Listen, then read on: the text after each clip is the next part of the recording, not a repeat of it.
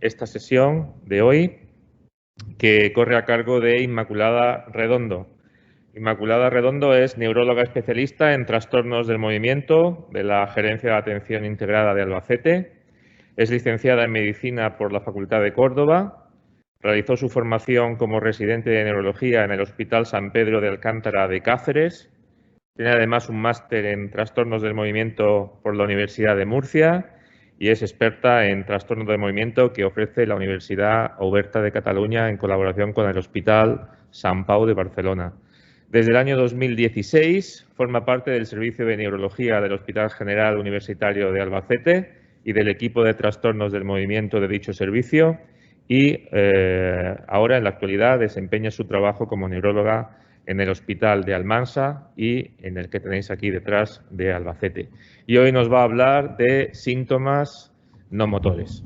María Inmaculada, gracias.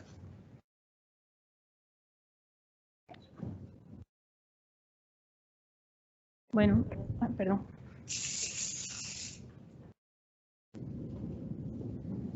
Buenas tardes a todos. En primer lugar, agradecer la invitación por la parte de la organización para dar esta ponencia. Yo me voy a centrar en los síntomas no motores, que ya la compañera Ana Belén pues, ha dado un poco de alguna pincelada en su presentación. A modo de introducción, aunque ya se ha repetido reiteradas veces, la enfermedad de Parkinson es un trastorno degenerativo que involucra múltiples vías de neurotransmisores a nivel cerebral del sistema nervioso autónomo y que da lugar a síntomas tanto motores como no motores. Actualmente, el diagnóstico de enfermedad de Parkinson depende de la presencia de síntomas motores, como ya hemos comentado, bradicinesia, temblor y rigidez, que aparecen de forma unilateral o asimétrica. La totalidad de las personas con enfermedad de Parkinson presentan al menos un síntoma no motor y hasta en el 20% de ellos los síntomas no motores constituyen la primera manifestación clínica de la enfermedad, ya que pueden preceder años e incluso décadas a los primeros síntomas motores. Con el avance de la enfermedad, a medida que progresa la neurodegeneración, los síntomas neuromotores dominan el cuadro clínico y son los principales determinantes de la calidad de vida del paciente y de la institucionalización. He clasificado los síntomas no motores en 4 categorías. Alteración de los sentidos, síntomas neuropsiquiátricos, trastorno del sueño y disfunción autonómica. Y ahora vamos a ir desgranando cada uno de los grupos. En primer lugar, nos adentraremos en la alteración de los sentidos. La hiposmia o anosmia, es decir, la disminución o ausencia del olfato, está presente hasta en el 90% de los afectados por enfermedad de Parkinson, aunque el 70% de ellos no son conscientes inicialmente de este problema. Su presencia y progresión pueden representar un biomarcador de enfermedad de Parkinson premotora, especialmente si se combina con otros marcadores clínicos como el deterioro cognitivo, marcadores de imagen como podría ser la disminución de inervación cardíaca noradrenérgica y algunos marcadores bioquímicos que, como bien ha dicho la compañera, aún están, solo se utilizan en ensayos clínicos. Bueno. La presencia de hiposmia y trastorno de conducta del sueño REM podrían reflejar la distribución y diseminación evolutiva de los cuerpos de Levy desde la médula inferior que ya Bragg definió en sus estadios. Por otra parte, se conoce que la alteración del olfato que aparece en estadios avanzados puede estar en relación con la denervación colinérgica y el inicio del deterioro cognitivo y la demencia. En cuanto a las alteraciones de la vista, pues aunque parezca mentira, está presente en más del 75% de los pacientes. Y lo que más frecuentemente se encuentra es disminución de la sensibilidad al contraste de los colores, disminución de la discriminación de estos colores, insuficiencia de convergencia, síndrome de ojo seco, disminución de la agudeza visual a distancia, alteración de la estereopsis, que es la capacidad de integrar las imágenes que percibimos por cada uno de los ojos en una imagen en 3 dimensiones, blefaritis seborreica y disfunción de las glándulas de meibomio. Las principales causas que originan estos problemas son el adelgazamiento de la capa de las fibras nerviosas de la retina, el depósito de alfa-sinucleína en las células amacrinas de la capa nuclear interna de la retina y de la capa de células ganglionares, que las tenemos aquí, y el adelgazamiento de la fobia de la retina. El dolor es aquejado por un 76% de los individuos con enfermedad de Parkinson y lo podemos clasificar en 5 subcategorías. Musculoesquelético, que es el tipo más frecuente, el radicular o neuropático, el relacionado con la distonía, el central o parkinsoniano primario, que sería el producido propiamente por la enfermedad, y el disconfort acatísico. Como podéis imaginar, y muchos de vosotros sabéis, pues tiene una repercusión importantemente negativa en la calidad de vida de la persona. Los ganglios basales se encargan de mantener esta función sensorial mediante la modulación e integración de diversas señales desde la sustancia negra hasta la corteza, el tálamo y otros núcleos. De tal forma que en la enfermedad de Parkinson la disminución o la ausencia de dopamina en estos ganglios basales altera la percepción sensorial y modifica los umbrales del dolor. A continuación veremos los síntomas neuropsiquiátricos. La depresión es una afección muy prevalente en este tipo de personas. Su forma de presentación principal es la depresión mayor, aunque también se puede presentar en forma de depresión menor y con bastante menor frecuencia en forma de distimia. Puede ser un signo que aparece mucho antes de los síntomas motores, por lo que podría considerarse también un signo temprano de enfermedad de Parkinson prodrómica.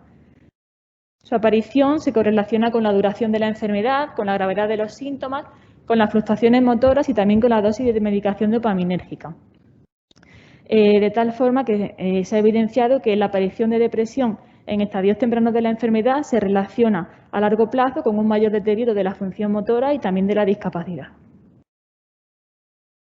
La depresión es un fenómeno complejo que puede ser consecuencia de la propia fisiopatología de la enfermedad de Parkinson, ser una reacción a la discapacidad que origina la propia enfermedad o ser el resultado de una combinación de ambos de los anteriores. Es conocido que existen cambios en diversos sistemas de neurotransmisores, tanto dopaminérgico como noradrenérgico y serotoninérgico, y también parece que la acetilcolina tiene desempeña su función en el desarrollo de la depresión. Se ha evidenciado en estudios de imagen que en pacientes con enfermedad de Parkinson que sufren depresión existe una disminución de los transportadores dopaminérgicos en el estriado y en la región límbica si se compara con los pacientes con enfermedad de Parkinson que no sufren depresión. La depresión en la población general se ha relacionado pues, con un gran peso, con un déficit de la función serotoninérgica. Sin embargo, en los pacientes con enfermedad de Parkinson no existe una evidencia clara de la implicación de este neurotransmisor. Por otra parte, sí que existe una fuerte evidencia de que existen cambios en la función noradrenérgica en los pacientes con enfermedad de Parkinson, de tal forma que el uso de fármacos cuyo mecanismo de acción sea la inhibición de la recaptación de noradrenalina, como son los tricíclicos y los ISRN, podrían ser más eficaces que el uso de otros antidepresivos en este tipo de pacientes. La apatía, que definimos como estado de desinterés o falta de motivación, es también frecuente, está presente en el 60% de los pacientes y puede aparecer de forma aislada o coexistir con la depresión y la demencia. En pacientes con apatía pues, se observa una disminución de la densidad de la sustancia gris en el ciro cingulado y frontal, así como atrofia frontotemporal, estriatal y límbica.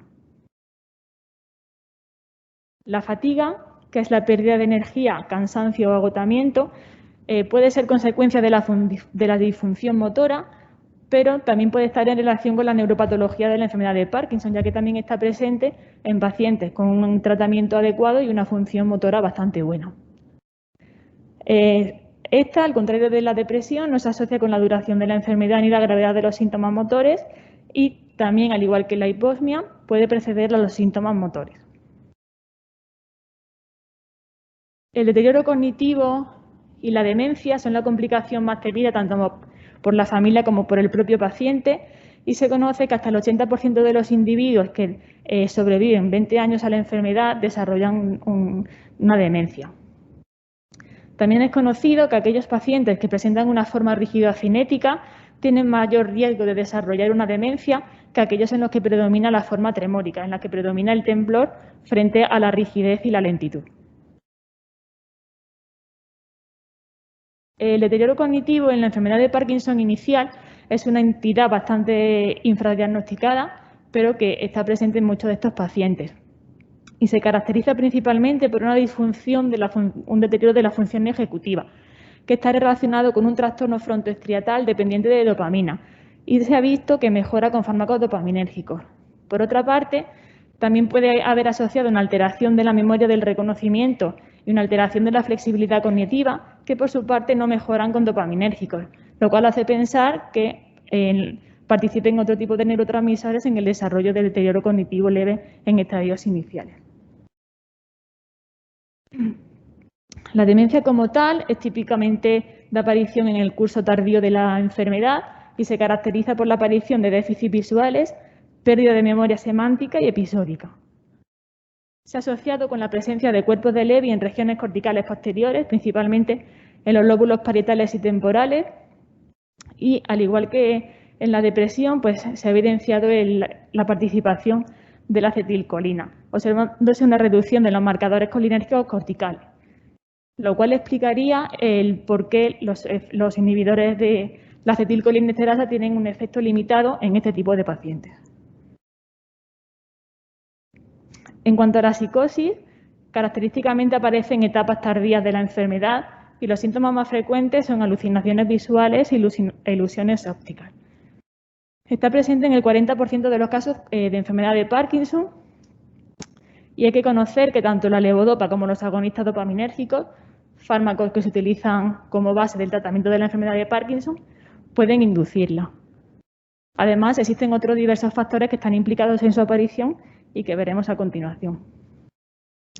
Uno de ellos es la alteración del procesamiento visual. Existe una disminución de la concentración de dopamina en la retina, lo cual conlleva cambios en la percepción y procesamiento visual. Perdón. Los sueños vívidos, las pesadillas y terrores nocturnos son más frecuentes en pacientes con psicosis. ¿Y por qué ocurre esto? Pues porque comparten el mismo mecanismo subyacente que las alucinaciones. También existen cambios neuroquímicos. Desde hace mucho tiempo se utilizan antipsicóticos clásicos con efecto antidopaminérgico y otros atípicos basados en el bloqueo de la serotonina para el control de la psicosis, lo cual explica que tanto la dopamina como la serotonina jueguen su papel en el desarrollo de la psicosis. También la acetilcolina nuevamente juega su papel en el desarrollo de la psicosis, ya que en etapas tardías de la enfermedad de Parkinson y en la enfermedad de Alzheimer aparecen asociadas a esta denervación. Por eso los fármacos anticolinérgicos, como puede ser el viperideno o la entacapona, que también se utiliza en la enfermedad de Parkinson, disminuyen la transmisión colinérgica cortical y pueden empeorar la psicosis. Y por último, pues también se evidencian cambios anatomopatológicos. Las alucinaciones se asocian con la presencia de cuerpos de Lewy en la amígdala, en la corteza frontal, temporal, parietal y visual, lo cual explica la contribución de la propia patogenia de la enfermedad. A continuación nos adentraremos brevemente en los trastornos del sueño. La alteración del sueño es muy común entre los individuos con enfermedad de Parkinson, con una prevalencia cercana al 90%.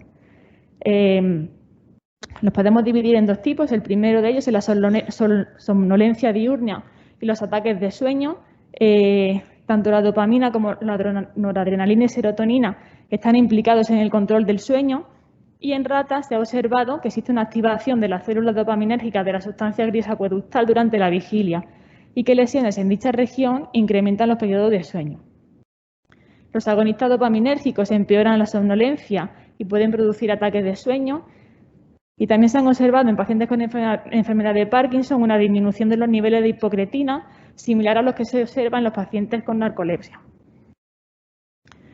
Y la otra forma de presentación de los trastornos del sueño son los trastornos del sueño nocturno.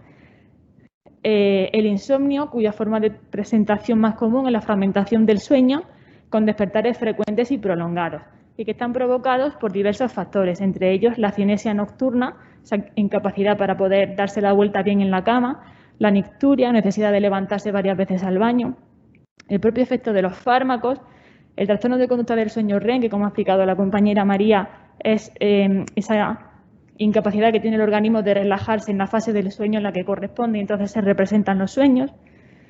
Los movimientos periódicos de las piernas inquietas y la acatisia también impiden un adecuado descanso nocturno e inducen la fragmentación del sueño.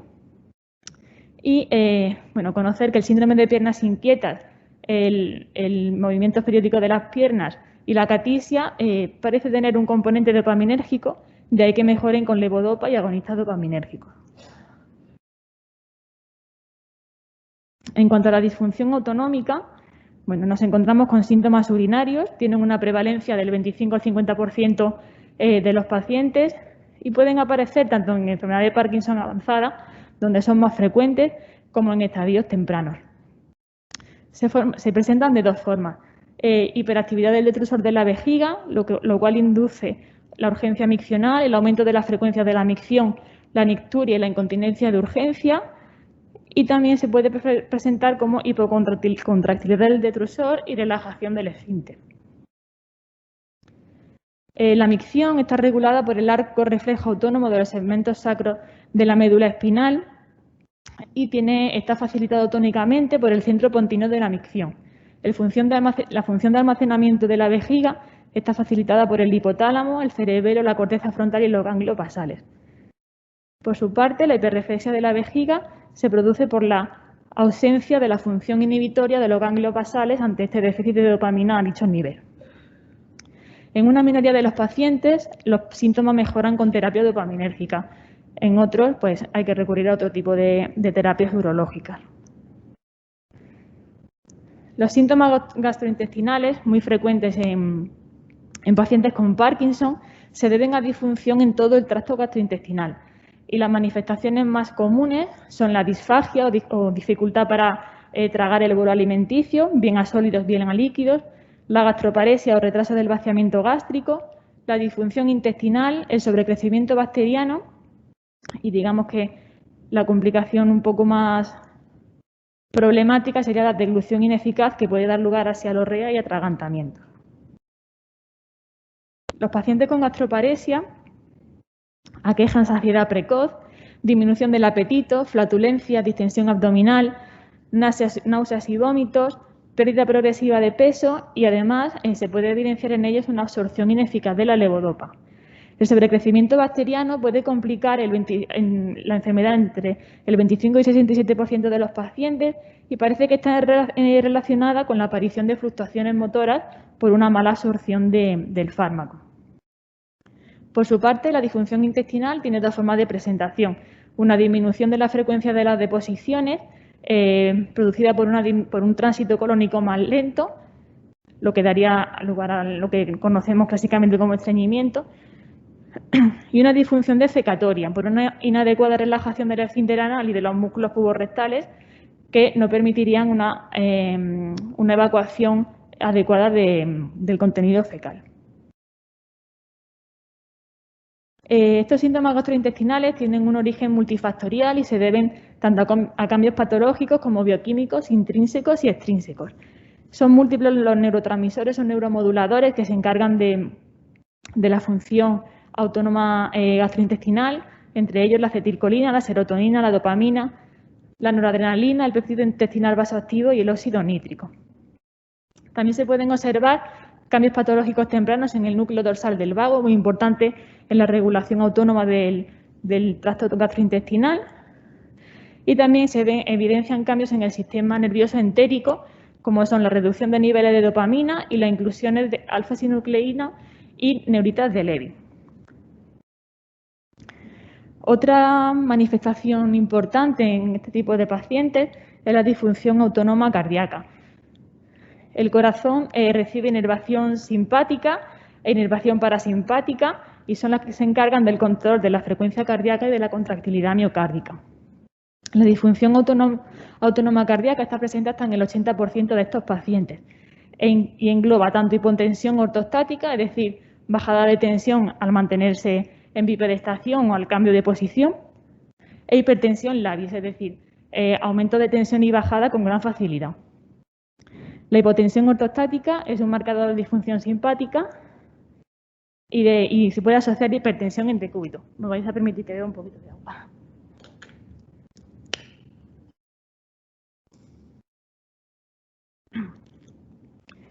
Se ha evidenciado que las fluctuaciones motoras pueden alterar la función cardiovascular y pacientes en estado OFF se ha demostrado que pueden tener hipertensión, aumento de la frecuencia cardíaca en reposo y mayor caída ortostática de la presión arterial. También la disfunción autónoma cardíaca puede dar lugar a la aparición de hipotensión postprandial, que es una disminución excesiva de la presión arterial tras la ingesta, que puede explicar la ausencia en ocasiones de ON después de las comidas. La disfunción sexual también es frecuente en estos pacientes y es muy común en ambos sexos. En varones se manifiesta en forma de disfunción eréctil, dificultad para alcanzar el orgasmo y eyaculación precoz, y por su parte en las mujeres aparece en forma de disminución del deseo sexual, dificultad en la excitación y el orgasmo. La disfunción eréctil en varones, puede preceder a la disfunción motora y puede asociarse también a un déficit de testosterona en algunos de estos pacientes. Y por último, la alteración de la función termorreguladora. Los episodios de hiperhidrosis y sudoración pueden ser muy frecuentes en algunos pacientes y estar relacionados con fluctuaciones motoras, pero también pueden aparecer de forma independiente al estado motor. Y por lo general pueden suponer al paciente en una situación bochornosa y en ocasiones pues tiene gran impacto sobre su calidad de vida. Y bueno, pues para concluir, decir que los síntomas no motores son extremadamente frecuentes en enfermedades e importantes en la enfermedad de Parkinson, que pueden aparecer durante todos los estadios de la enfermedad, incluida la fase premotora, y que más allá de su importancia para facilitar el diagnóstico de la enfermedad, el hecho de que muchos de estos síntomas puedan responder a un tratamiento adecuado, pues hace vital que estemos familiarizados con ellos y preguntemos activamente por su presencia para poder ofrecer el tratamiento más adecuado. Muchas gracias.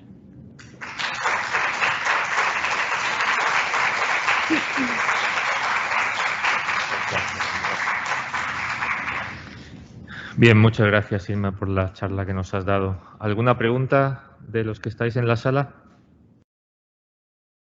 Sí, hay una aquí al fondo.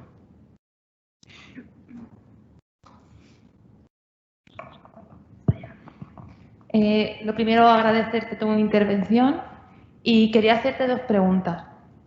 Una, en referente a los trastornos del sueño, muchos de los pacientes sufren pesadillas. ¿Cómo podemos saber que esto no es más fruto de la medicación? Es difícil saber realmente si es fruto de la medicación o no. Es cierto que la mayoría de los pacientes a los que llegamos al diagnóstico de enfermedad de Parkinson ya traen historia previa de estas pesadillas. Entonces, sí es cierto que también pueden aparecer a lo largo de la enfermedad. Si son resultado uno de la medicación, pues igual hay que plantearse si aparecen justo después del inicio de una medicación concreta, pues retirarla y valorar qué ocurre. Vale, y la otra pregunta es que sabemos que muchas veces los pacientes acuden a consulta y no cuentan mucho de los síntomas que padecen. ¿Cómo podemos saber que no tienen muchos de los síntomas no motores que se están contando? Claro, nosotros en la consulta tenemos estipuladas unas preguntas que son clave y que hacemos a todos los diagnósticos. De hecho, si cogéis un informe, después de preguntar por los síntomas motores, todos llevan hábito intestinal estreñido o no, trastorno de conducta del sueño REM o no, refieren a anosmia o no. O sea, que nosotros lo tenemos como muy esquematizado y salvo algún olvido solemos preguntar al menos por los más frecuentes. A lo mejor no preguntamos por una disfunción sexual, pero por el resto casi siempre se preguntan por todos. ¿Alguien más en la sala?